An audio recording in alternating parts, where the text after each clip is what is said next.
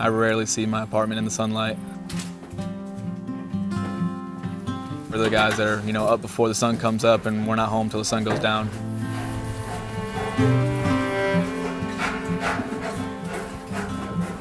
My daily routine is pretty much the same every day. Wake up, first alarm goes off at 4:30 in the morning. We have a German Shepherd, so I take him out first thing in the morning, take him out back, run with him just a little bit. That way he's not, full of energy when I bring him back up.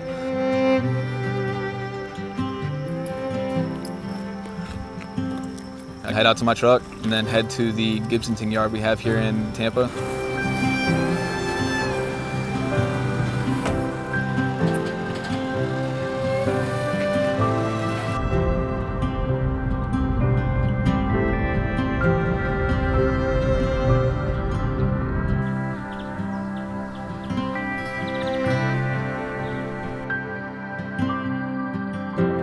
I like to be there half an hour early just to give myself that extra time to, get my stuff together without rushing, because we do have to be out by 7:30.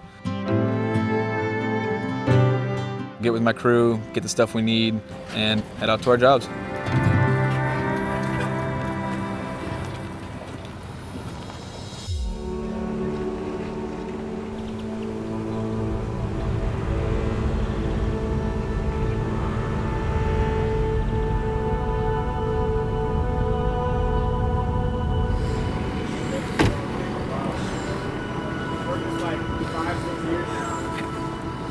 Oh, still want to whip my ass. You can come try. Bro, pound for pound, I think. Pound for pound, I've got like 200 of them on you. All right. If you want to weigh it up.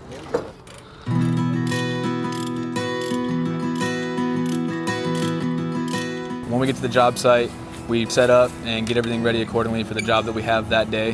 One cool thing I love about gas is that it's always different. Today, we're doing a main extension with a service. We're just extending a main out further down the street so that we can run a gas service to a newly built house.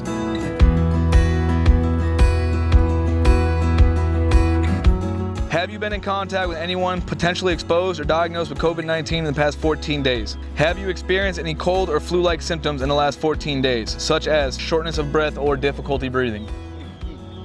You gonna make a fat joke about difficulty breathing? See right through you. So it's just a main extension from here down there. Main's already been located, good ground, nothing else in there but the gas main. So we're gonna set up, get the box set up, get down there to tie into the 2-inch. Use that 40 minutes of cool time to get the pipe pigged. 40 minutes, have our test gauge set up, everything good, and then we can just go ahead and make that final fuse, and then we'll gas it up. Should be a fairly straightforward day.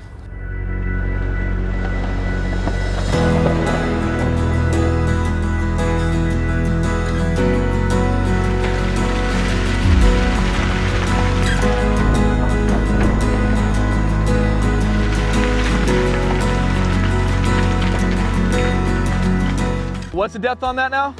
54 inches. 54, the top of that's like 58. Once it gets that ladder in place, we'll get down there, get close to the main, get a spot on that, undercut that 2-inch so when we go to set the box, we can keep that as low as possible to get it up underneath the box.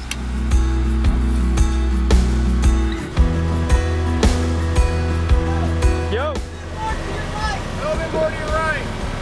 It's nice though, because it's hard to get in and out of there, but it gives you such good control when you're moving it around, doesn't slip and slide on you. We set the box because it keeps us safe from cave-ins. 1 square foot of dirt's like 128 pounds. So you can imagine if an entire wall fell on top of you, it's enough to crush you.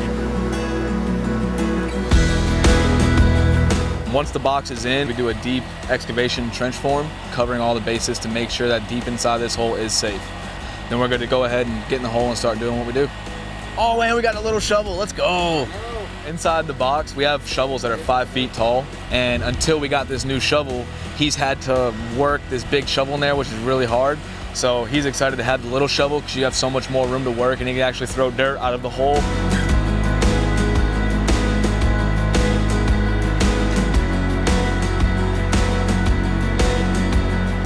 We use a directional drill to go from here to there. It's about a 300-foot shot. We'll tie that all in, we'll get it tested, we'll get gas on that, and then they'll have gas going up to their house where they can use for whatever appliances they want.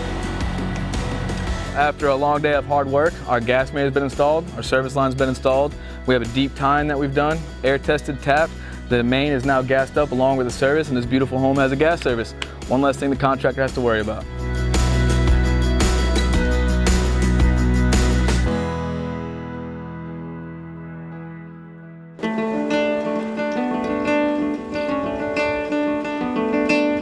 I've had a lot of growth in this industry. I came in with no experience.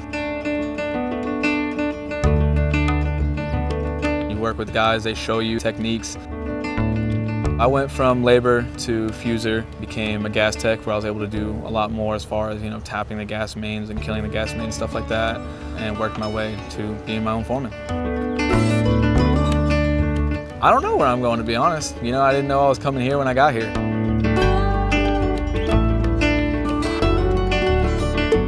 Just one of those things that the industry has got so many opportunities and so many options. My next step could be a gas inspector. My next step can be a general foreman, managing my own crews of foremen.